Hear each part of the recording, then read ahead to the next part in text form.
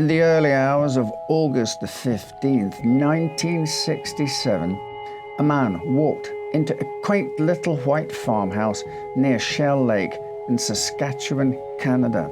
A few moments later, the stranger left, leaving 9 occupants of the home dead. Only one person inside the house would survive to tell the horrific tale. This is the story of the Shell Lake Massacre. Do you have a loved one who enjoys history and the lost art of letter writing? Then Historic Mail could be the perfect last-minute gift. Set up by history enthusiasts, Historic Mail offers a unique way to discover fascinating details about people and events from the past. Sign up and each week you will receive an envelope containing a faithfully reproduced letter from a historical figure such as this one from Franklin D. Roosevelt to Winston Churchill, wherein you can get a sense of the pair's special friendship. Along with the letter, you'll also receive a typed copy of the correspondence containing extra information about its historical context. There are a variety of gift packs to choose from that can see you receiving letters from figures such as Walt Disney, Nikola Tesla, and even Queen Victoria. Packages start at $59.99 for 10 weeks of letters, with options for 25 weeks or a year-long 52-pack. It is the perfect gift for history lovers. This holiday season, surprise your loved ones with this timeless gift. And right now, you can enjoy 10% off on all their products during their Christmas sale. Go to historicmail.com/wellinever to get your gifts now and help support the channel. The Peterson family lived near the small village of Shell Lake in Saskatchewan, Canada. In the quaint village, children attended school, enjoyed horseback riding, and assisted with household and farm chores. This was your typical sleepy town where little of note happens, and whatever does become headlines the next day. For many young people, the dream is often to escape such a place, to get out and explore what else the world may hold in store for you. Kathy Peterson Hill would make it out of that sleepy little town, but many of her family wouldn't have the same luck. A single paved road ran between the canola fields directly to a humble white farmhouse. This was the house of James Frederick Hudson Peterson. During World War II, James served abroad and came back to Saskatchewan in 1945. The Veterans Land Act of 1942, which was a program assisting war veterans in acquiring land for farming and settling in rural areas, helped him buy a small piece of land close to where he grew up. Soon after his return, James fell in love with a girl named Evelyn Nathan. Evelyn was born to Norman and Martha Finlayson on July the 23rd, 1925, in Borden, Saskatchewan. Despite growing up close to each other, the pair only really connected after his return from the war, with their romance quickly flourishing, leading to a marriage on September the 25th, 1946. They soon started their family with their first child, Kathy, arriving within a year, followed by 8 more over the next 2 decades, including Jean, Mary, Dorothy, Pearl, William, Phyllis, Colin, and baby Larry. Kathy Hill recalls her father as a diligent and dependable man, mostly occupied with farming. Sundays were for church, but he worked hard during the rest of the week. He was generally mild-mannered, though he had a short fuse, possibly a holdover from his war experiences. He never liked being disturbed in his sleep because he would always wake up ready for a fight. Despite that, he was loving and ensured all his children had a good upbringing. Evelyn, on the other hand, was soft-spoken and easygoing, hardly ever raising her voice. She cherished her quiet mornings milking the cows, a rare moment of peace in a house bustling with 9 children. Growing up in such a lively household was chaotic but joyful for Kathy. There was always someone to play with, and summers were spent with cousins and extended family. Wanting to be closer to local amenities in their advanced years, James's parents left their home near Shell Lake to move closer to town. Not wanting to lose the home he had grown up in, James moved his large family from the farm he had bought post-war to the two-bedroom property. It was smaller, but it was comfortable, providing a warmer place to stay during the colder months.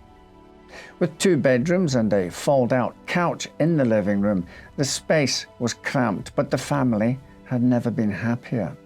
Having 11 people in the home often led to 3 sharing a bed, with the siblings taking turns to be the one left to sleep on the couch. Outside, the Peterson family's dog, Skippy, was a familiar sight in the front yard, eagerly welcoming known visitors with cheerful barking. In July of 1967, just a month before tragedy struck, the Petersons' eldest daughter, Kathy, married a man named Lee Hill in the same church where her parents had wed 21 years earlier. At age 19, Kathy's wedding was a small affair with limited space. Not all their cousins could attend, but her immediate family were present. Her sister Jean was a bridesmaid, and her mother helped style her hair and add finishing touches to her bridal attire. James proudly walked Kathy down the aisle, looking sharp in a well-fitting suit he had had since his time in the army. Just 2 days after the wedding, Kathy and Lee packed their car to start anew in Chetwynd, British Columbia, where Lee had his job. The Peterson family didn't have a phone, so they knew it would be some time before they spoke to Kathy again. Jean, especially at 17, found this hard to accept. Upon their departure, after heartfelt goodbyes, Jean tearfully expressed her fear of never seeing Kathy again. This apparent unfounded fear would in fact prove tragically prophetic. With Kathy leaving, life on the farm continued mostly unchanged for the rest of the Peterson family. Despite missing their eldest daughter, their 8 children kept their parents quite busy. Jean, who was athletically gifted, was slated to attend a Legion track and field camp at Dundurn by the end of August, with James working hard to fund it.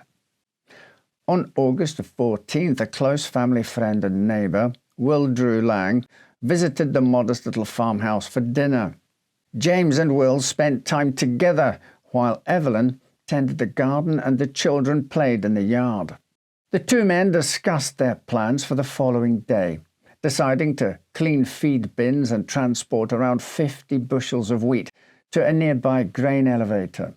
James hoped to earn about $70 from the sale and use the money for Jean's upcoming state camp and a family trip to Dundurn to visit her. As the evening continued, Will lingered with his old friend, but eventually left to rest up for the next day's work.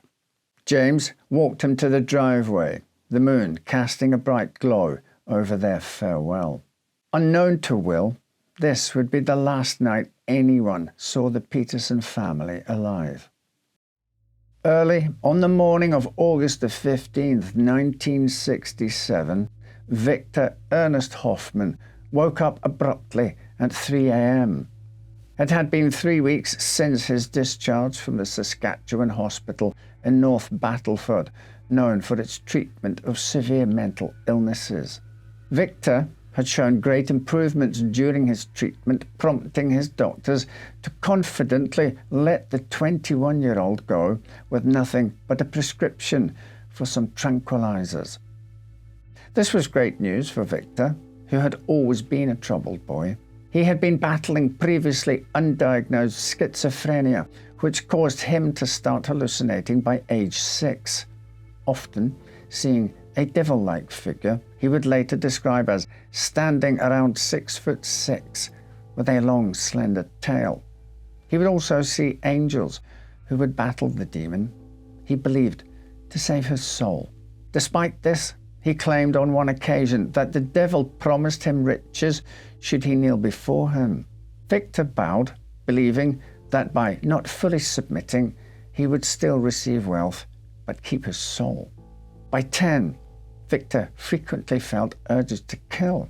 Despite the supposed angels telling him not to, he directed this aggression towards animals and began displaying increasingly alarming behavior. In his mid-teens, this began to include burglary, as he twice robbed a local firearms store, taking guns and ammunition. A one-time friend of the boy would later state that he etched a name onto each of his bullets. A neighbor discovering his hoard of stolen goods would eventually lead to Victor receiving a 2-year suspended sentence. In 1967, a 21-year-old Hoffman was caught by his mother firing his gun into the sky. He told her that he had shot the devil. Being deeply religious Lutherans, his parents arranged for him to speak with a local pastor. When he told the man that he liked to kill, they knew that something had to be done, and Victor was committed to the Saskatchewan Mental Hospital. At the time, treatments for schizophrenia were significantly less advanced. Victor received tranquilizers, which only really sedated him without addressing the root cause. He also underwent electroconvulsive therapy, with a recovery period often marked by memory loss. The doctors initially warned his parents of his severe condition, suggesting it might be a lengthy treatment. Imagine their pleasant surprise when only 2 months later they received a letter from the hospital stating their son was eligible for discharge. Robert drove to Saskatchewan Hospital to pick up his son. When the pair returned home, he noticed that Victor was quieter than usual and his movements seemed a little stiff. Not wishing to stress him or rob him of a distraction, he told his son he could do as much or as little work on the farm as he wanted. Victor would later tell his mother that when it came to farm chores, he only had one request: that he not be asked to behead chickens. He begged her not to ask him to. Perhaps there had been a change in his ways, and perhaps if he had stuck to his medication and kept to his follow-up appointments at the Prince Albert Hospital Mental Health Clinic, a tragedy would have been avoided. Sadly, this wasn't to be. Victor Hoffman had spent the days leading up to the massacre in something of a daze. On August the 8th, 2 weeks after his release, he stopped taking his meds and slowly sank back into his old ways, fantasizing about murder. On August the 14th, after spending a day in the fields, he fell asleep on the sofa of his parents' home, promptly being sent to bed when they discovered him. However, at 3 a.m. he awoke and became restless, aimlessly wandering his family farm near Leask, Saskatchewan, and briefly tinkered with an engine in the garage. At one point, he contemplated killing one of the family dogs barking outside, but restrained himself. He had to keep his impulses under control because Victor feared the hospital more than death itself. Instead, he decided to take a drive. Filling his grey 1950 Plymouth with gasoline, he set out with his .22 caliber Browning pump-action repeater rifle in the front seat. Driving aimlessly at first, he eventually found himself nearing the small farming community of Shell Lake. Passing myriad farmhouses, his urge to kill continuing to grow. Just before dawn, he pulled up outside the Petersons' home. Later, he would claim that a voice told him, "This is it. This is where you have to go and do it."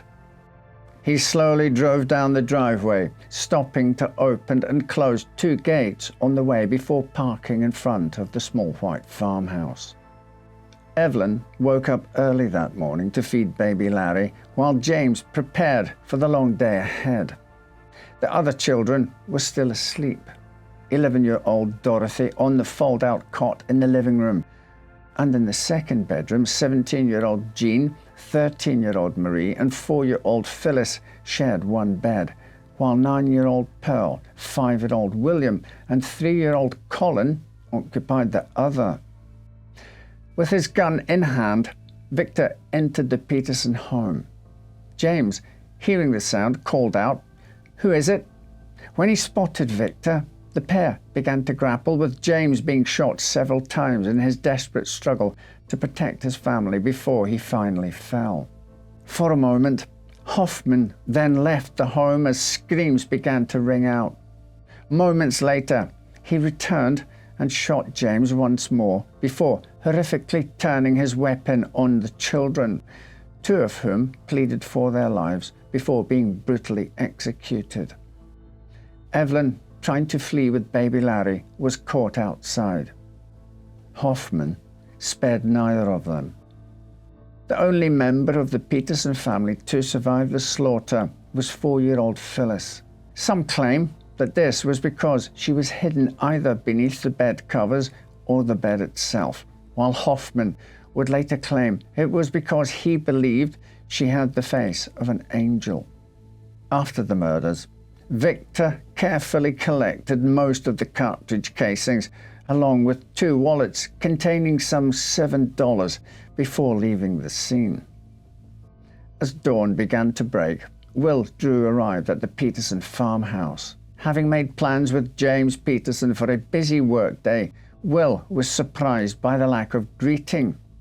Assuming the family was just sleeping in, he started working on the feed bins by himself. But when James didn't show up by 9 a.m., highly unusual for a farmer and a disciplined ex-army man, Will went up to the house to check on things. For the first time, he noticed the door was slightly ajar, and Skippy wasn't around with his usual cheerful barks. Pushing the door open, Will was confronted with a horrifying sight. James was motionless inside the front door in a pool of his own blood.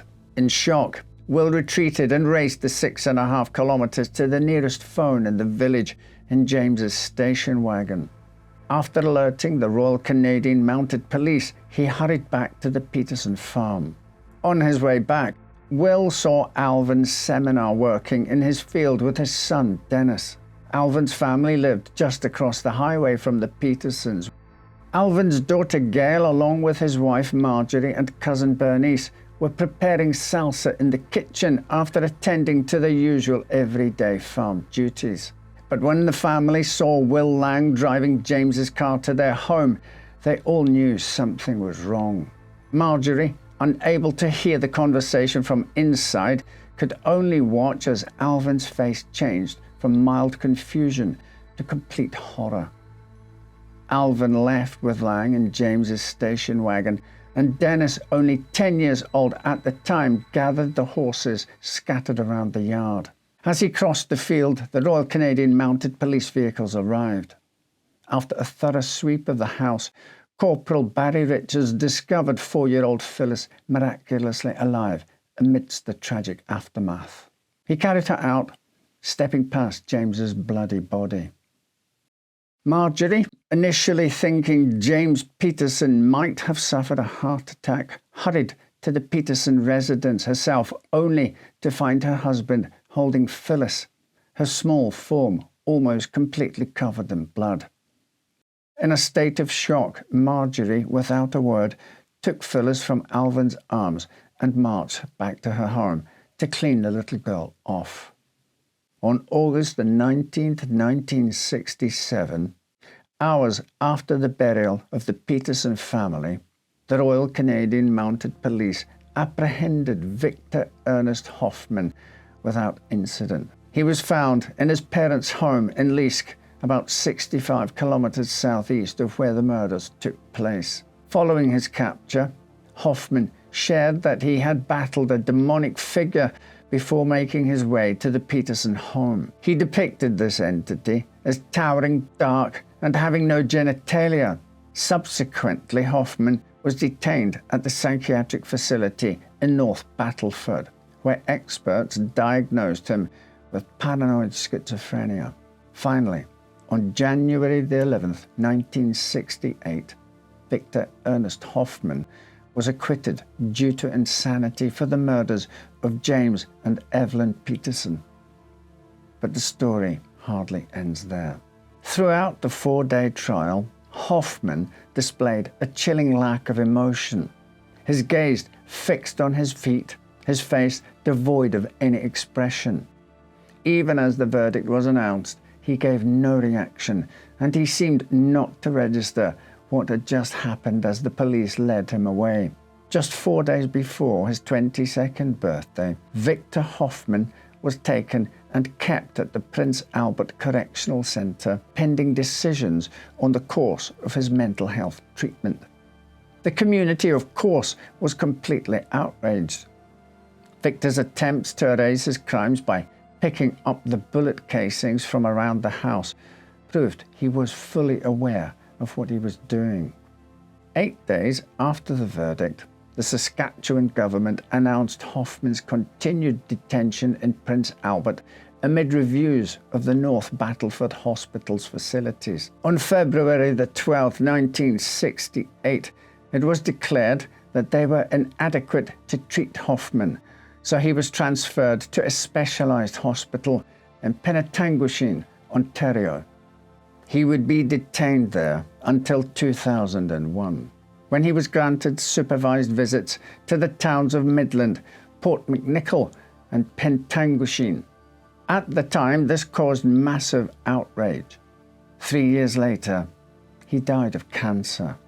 In 1992, he granted several interviews to author and journalist Peter Tadman, who was, at that point in time, set to release a book about the massacre. Tadman stated that Hoffman felt no guilt for his actions and claimed to still see the devil. The massacre shook the people of Shell Lake and its surrounding communities. Doors that would normally be left open were now locked, and many people began to sleep with a firearm nearby.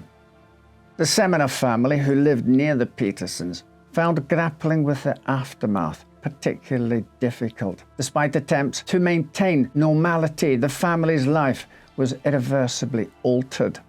Intrusive visits to the crime scene continued for years after, with people, including nosy reporters, stopping by and some even stealing mementos. Kathy and her husband, Lee, having moved to British Columbia, returned to the home James had purchased with the help of the Veterans Land Act, which wasn't far from the site of the tragedy. Kathy found it hard to escape the shadow of the event, but despite those challenges, she focused on building a stable, happy life for her family. By 1974, she and Lee had children of their own who they raised alongside her sister Phyllis, providing her with the familial support she needed. Intruders continued to visit the old Peterson home until the early 1990s, when Kathy received a phone call that the house was on fire. The culprit was never found, and Kathy wanted to let the house burn. Its destruction almost came as a relief to the sisters, who were finally rid of the physical reminder of the pain. The family gravesite, intended as a solemn place of remembrance, has now transformed into a morbid tourist spot, disrupting the family's peace, even in death. The daughters stopped visiting the graves after a while, and amidst this sorrow, the story of Phyllis, the sole survivor, ended on a poignant note. After battling cancer, she departed, choosing to be laid to rest in a secluded, tranquil place, far from the shadow of the Peterson family grave and the public eye. Thank you for watching, and thank you for suggesting topics that we should cover. I had not heard of this case until a viewer brought it to my attention. So if you have a story you think we should cover on the show, please let us know in the comments below. Right then, take care, and I'll see you next time with another story to make you say, well, I never.